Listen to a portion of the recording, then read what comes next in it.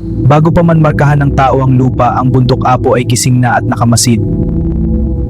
Dalawang baryo ang namuhay sa paanan ng bundok, magkasamang naghati sa lupa tubig sa loob ng maraming henerasyon. Hanggang ang kasakiman ay nagtulak sa isang baryo na sunugin ang hindi kanila. Hindi umingay ang bundok, nagbigay lamang ito ng babala.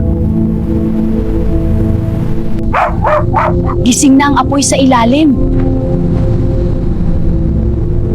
Hindi siya Diyos, hindi rin tao, ngunit siya ang nakatali sa pag-iingat ng apoy. Bawat punong sinong nyo, natatandaan ng bundok. Pinakain ninyo ang apoy sa kasakiman.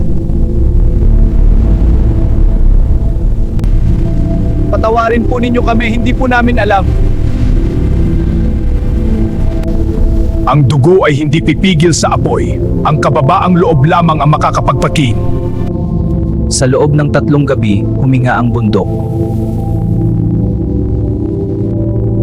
Muling natulog ang apoy sa ilalim ng bundok Apo. Kapag ito'y nagliliwanag, umalis ka. Kapag ang lupa ay nanginginig, makinig ka.